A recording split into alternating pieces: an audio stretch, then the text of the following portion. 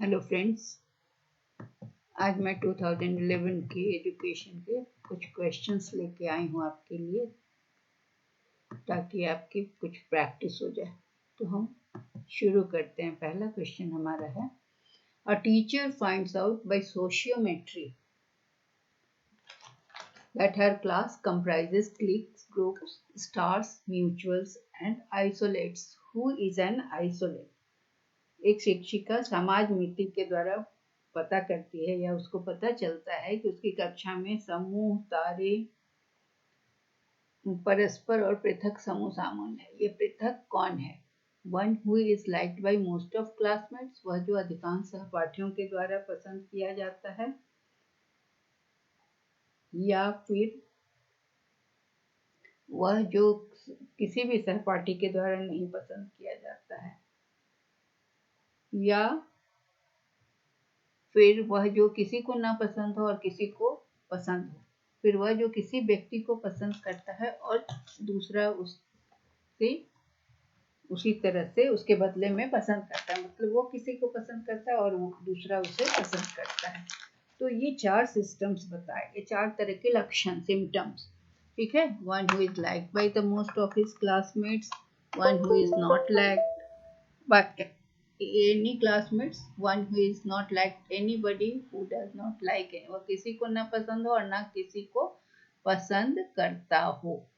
ठीक है, किसी कोई उसको भी पसंद नहीं करता, वो भी किसी को पसंद नहीं करता है। यहाँ पर होगा करना करता हो। ठीक है, one who likes a person and the second one likes him in reciprocating, मतलब वो किसी को पसंद करता है, दूसरा भी उसको पसंद करता है।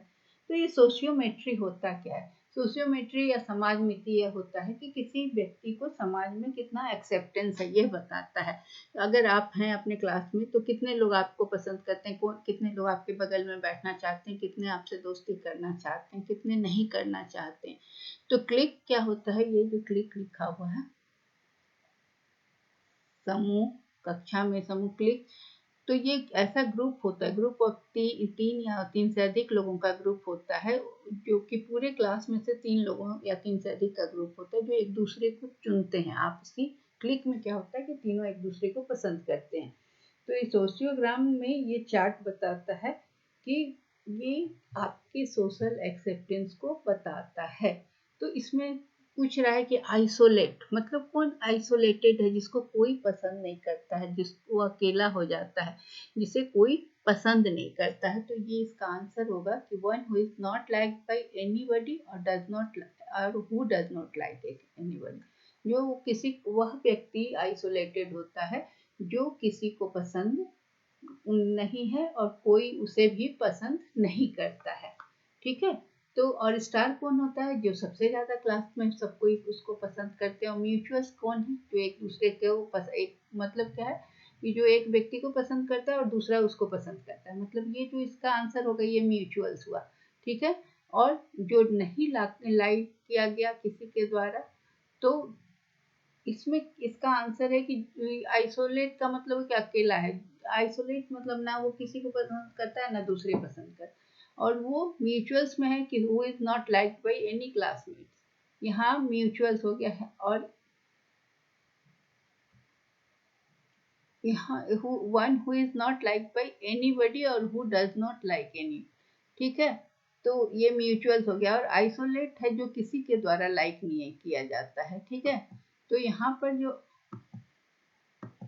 आइसोलेट कौन हो गया? हु इज एन आइसोलेट, जो किसी भी सहपाठी के द्वारा पसंद नहीं किया जाता, वो अकेला रह जाता है। म्यूचुअल में है कि कोई उसको पसंद नहीं करता, वो भी किसी को पसंद नहीं करता है। ठीक है, और स्टार जो होता है वो सब कोई उसको पसंद करता है। तो इसका आंसर होगा कि किसी भी सहपाठी के द्वारा जो पसंद नहीं किया जाता उसे आइसोलेट करते हैं। अब चलते हैं हम दूसरे क्वेश्चन की ओर। तो समाज मिति या सोशियोमेट्री हमारे सोशल एक्सेप्टेंस या सामाजिक रूप से हम कितने पसंद किए जाते हैं या समाज में हमें कितना स्वीकृत करता है हमारा समाज, या हम जिस ग्रुप में रहते हैं, चाहे स्कूल का समाज क्या हुआ, क्लासरूम के बच्चे हुए। अब दूसरा क्वेश्चन है कि विच of the following is responsible for social stratification in India, Bharat में सामाजिक स्तरीकरण के लिए क्या जिम्मेवार है? गरीबी या क्लास सिस्टम या अशिक्षा या सामाजिक आर्थिक स्थिति? तो जो स्तरीकरण है, सामाजिक स्तरीकरण या सोशल स्ट्रैटिफिकेशन है, वो क्या है? समाज की वैल्यूज पर निर्भर करता है। तो हर सोसाइटी में कोई सोशल स्ट्रैटिफिकेशन का सिस्टम होता है जो वहाँ की परंपरा पर निर्भर करता है या वहाँ के सामाजिक मूल्यों पर निर्भर करता है। भारत में क्या है? कास्ट सिस्टम, क्लास सिस्टम जो है कि ये मेन है सोशल स्ट्रैटिफिकेशन का। इंडिया का पूछ रहा है तो इसका है वर्ग प्रणाली या कास्ट सिस्टम जो है, ये सोशल स्ट्रैटिफिकेशन का मेन बेसिस है। और वेस्टर्न सोसाइटी का अलग होता है।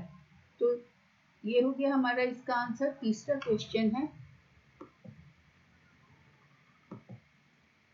Which of the following are considered progressive social change? इसमें से किसे हम प्रोग्रेसिव सोशल चेंज कहेंगे?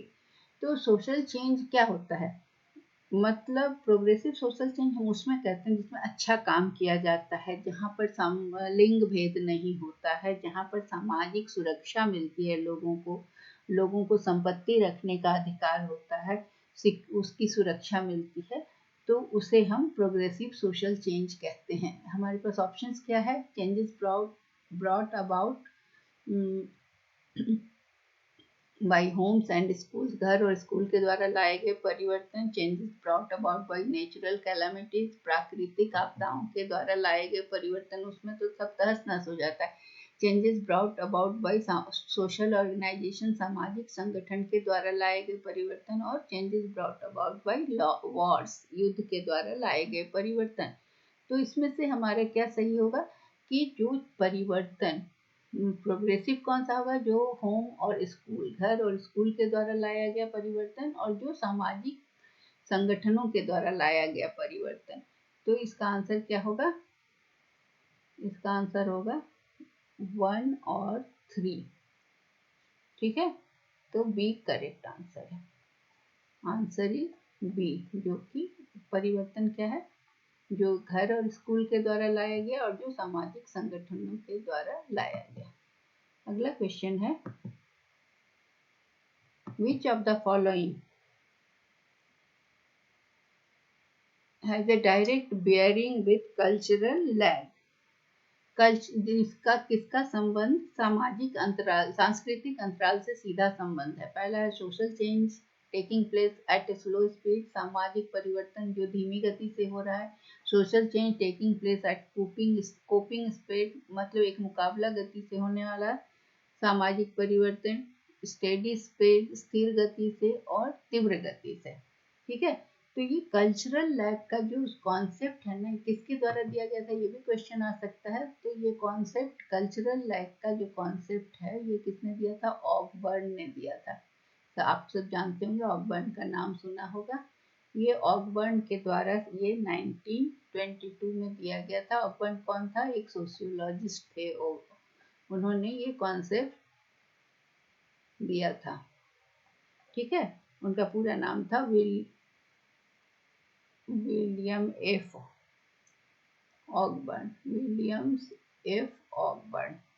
तो ये ऑकबर्न ने कहा था कि जो मटेरियल कल्चर है, जो वस्तु से जुड़ा हुआ संस्कृति है, वो डेवलप करता है, एडवांस होता है बहुत तेज गति से, और नॉन मटेरियल कल्चर धीरे धीरे होता है। तो मटेरियल कल्चर क्या हुआ? जो बहुत तेजी से बढ़ता है, और नॉन मटेरियल कल्चर क्या है ये समझना।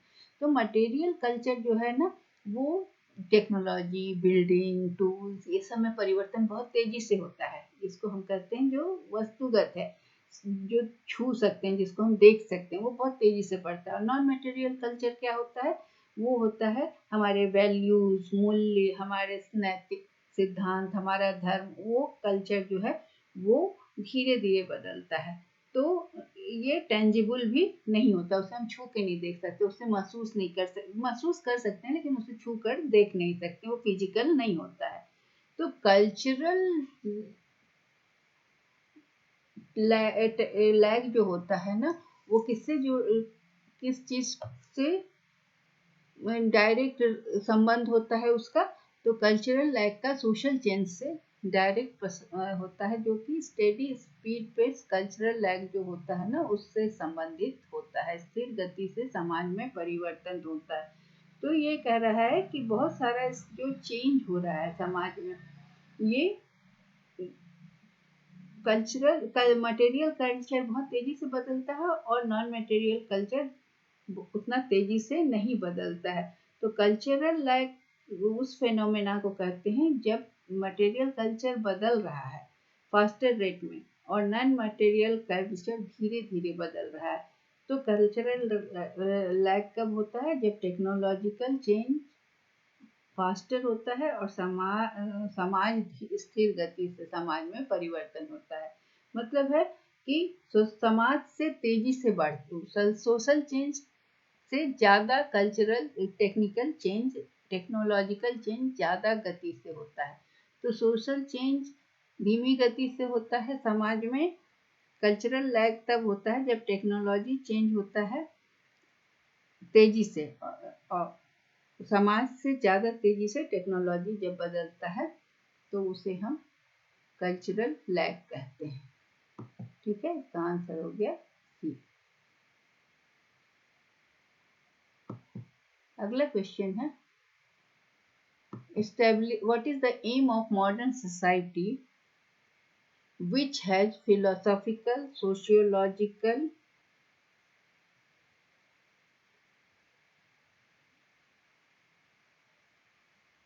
and psychological principle of education? आधुनिक समाज का क्या उद्देश्य है जिसे दार्शनिक, सामाजिक और मनोवैज्ञानिक सिद्धांत के में विश्वास है? तो यह क्या है कि वैसा सोसाइटी इस्टेब्लिश करना जहाँ पर मॉडर्न सोसाइटी में आधुनिक समाज का उद्देश्य है जिसमें कि वो दार्शनिक, सामाजिक और मनोवैज्ञानिक शिक्षा के सिद्धांत पर विश्वास करता है। तो उसका है कि ऐसे समाज की स्थापना करना जो कि नैतिक रूप से और मोरली, दोनों का अर्थ वही होता है, एथिकली और मोरली साउंड हो। ठीक है, अगला क्वेश्चन है क्वेश्चन नंबर 6 कि इन दोनों में बच्चों में अंतर सांस्कृतिक जो संबंध, which of the two of following characteristics are essentially required on the part of teacher for developing intercultural understanding in children? बच्चों में अंतर सांस्कृतिक समझ पैदा करने के लिए कौन सा 2 लक्षण आवश्यक है? तो अंतर सांस्कृतिक जो समझ होती है वो क्या होता है? इंटरकल्चरल कम्युनिकेशन में क्या होता है कि एक संस्कृति के लोग दूसरे संस्कृति को के द्वारा क्या इंफॉर्मेशन आ रहा है या कौन सा ज्ञान उन्हें मिल रहा है उसे समझना। जैसे कि इसको हम एक उदाहरण से समझ सकते हैं कि होटल इंडस्ट्री वाले जो होते हैं ना वो अपना बिजनेस कैसे करते हैं? तो वो होटल ऐसा इस्टेब्लिश करते हैं कि उनके कस्टमर का क्या रिक्वायरमेंट है, किस कंट्री से कस्टमर आएंगे, किस स्टेट से आएंगे, और उनके रिक्वायरमेंट को समझकर उनके हिसाब से वो सर्विस प्रोवाइड करना, यही इसे हम कहते हैं अंतर सांस्कृतिक समझ। तो ये अंतर सांस्कृतिक समझ को पैदा करने के लिए कौन कौन सा चीज आवश्यक है, क्या क्या जानना? तो position of knowledge of various culture और सब कल्चर, बहुत सारी संस्कृतियों के ज्ञान का अधिकार। दूसरा है प्रोग्रेसिव होना और खुले विचार का होना, सबसे पहले ये जरूरी है।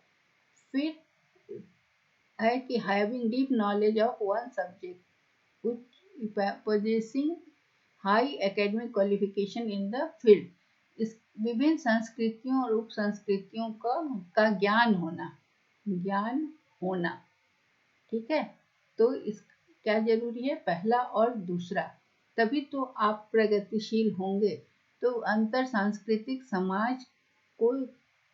सांस्कृतिक समझ को विकसित करने के लिए बहुत सारे कल्चर को जानना, और दूसरा क्या है कि प्रोग्रेसिव होना जरूरी है। अगला क्वेश्चन है which one of the following is an example of close society? बंद समाज किसको कहते हैं? क्लोज सोसाइटी में क्या होता है? सोशियोलॉजिस्ट लोग का मानना है कि क्लोज सोसाइटी जो होता है ना, उसमें क्या है कि जो बंद समाज कहते हैं उसमें चेंज अलाउ नहीं करता है। क्लोज सोसाइटी में सोशल पोजीशन में चेंज नहीं एक्सेप्ट करता है।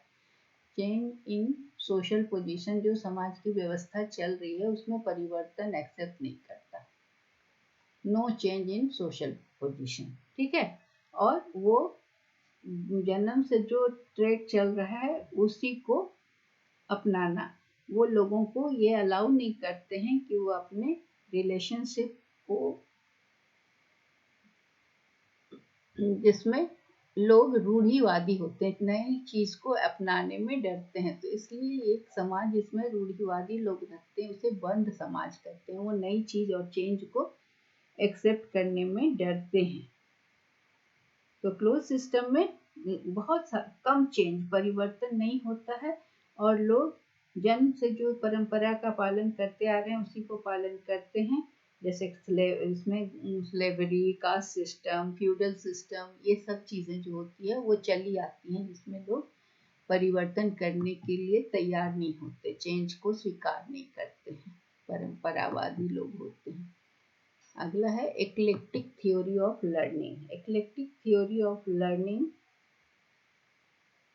मतलब क्लोज सोसाइटी में तो हमने बता दिया कि कभी भी लोगों के सिद्धांत नहीं बदलते। जैसे कि हमारा ट्रेडिशनल हिंदू कास्ट सिस्टम चला आ रहा है, जिसमें की वर्ग व्यवस्था है, वर्ण व्यवस्था, छुआछूत, ये सब चीज़ें जो है जिसे लोग छोड़ने के लिए जल्दी तैयार नहीं होते, उसे हम क्लोज सोसाइटी कहते हैं। अगर ये सब छोड़ दें तो सोसाइटी ओपन हो जाती है, मॉडर्न हो जाती है।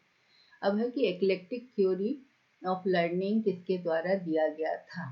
ठीक है, एक्लेक्टिक थ्योरी ऑफ लर्निंग गैगने के द्वारा दिया गया था। और इसमें इन्होंने क्या बताया? एक्लेक्टिक थ्योरी ऑफ लर्निंग, ये गैगने जो है वो नॉर्थ अमेरिकन साइकोलॉजिस्ट थे और इनका पूरा नाम था रॉबर्ट गैगने, ठीक है। और इन्होंने बताया था कि ये कि reception of content through nervous system, जो बोले कि उसमें उनका मानना था कि ये बहुत सारे कॉग्निटिव एस्पेक्ट को लेकर चले थे। और उसमें उन्होंने मोटिवेशन फेज ऑफ लर्निंग में उन्होंने बहुत सारा फेज बताया था।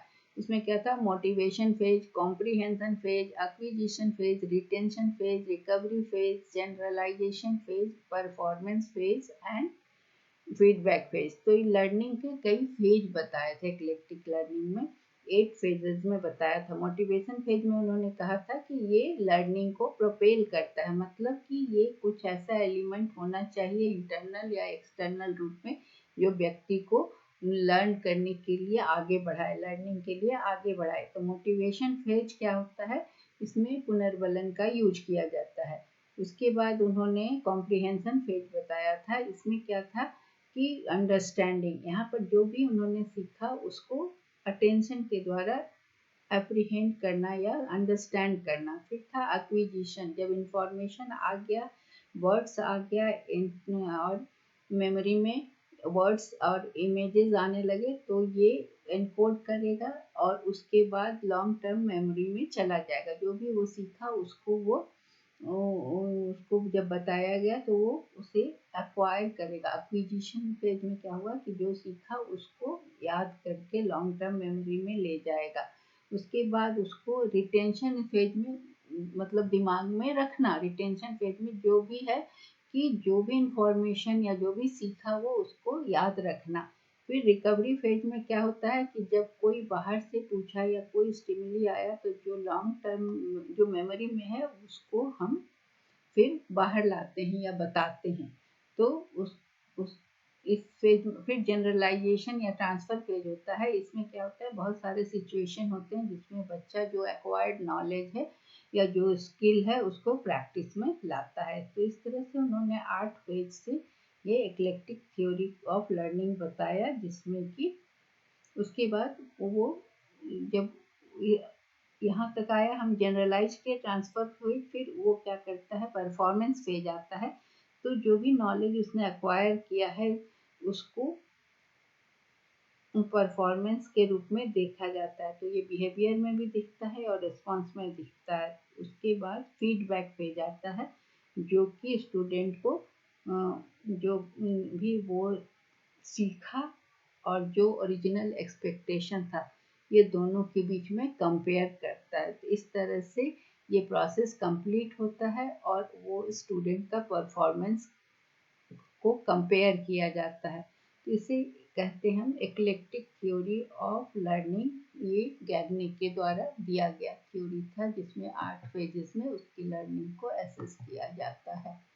अगला है why are mass media such as cinema, TV, press considered a passive agency of education? इन्हें शिक्षा का निष्क्रिय एजेंसी क्यों कहा जाता है? पैसिव क्या होता है? एक्टिव में होता है कि आप कार्य जो भी चल रहा है, शिक्षा दी जा रही है तो उसमें आप भी भाग ले रहे हैं। लेकिन यहाँ क्या हो रहा है कि लर्नर, हम इस एजेंसीज को डायरेक्टली प्रतिक्रिया नहीं कर सकता, इसमें इंटरेक्शन नहीं हो सकता है। तो वो इसलिए इसे पैसिव कहा जाता है। एक्टिव एजेंसी क्या होता है? एक्टिव एजेंसी जो होता है ना, पैसिव एजेंसी एजुकेशन का जो एक्टिव एजेंसी में टीचर हुआ, स्कूल हुआ, और पैसिव एजेंसी में ऐसे होते हैं जो लर्नर को इन्फ्लुएंस तो करते हैं, उसको नॉलेज दे रहे हैं, लेकिन उनसे इंटरेक्ट नहीं कर रहे हैं, मतलब वो लर्नर से इन्फ्लुएंस नहीं हो रहे हैं। तो जैसे radio, educational, TV, press, theatre, library, media, ये पैसिव एजेंसी ऑफ एजुकेशन है, क्योंकि ये लर्नर इनके साथ सीधे प्रतिक्रिया नहीं कर पाता, उनसे इंफॉर्मेशन ले लेता है लेकिन अपना रिएक्शन नहीं दे पाता है। अगला क्वेश्चन है कि human behaviour is primarily determined by.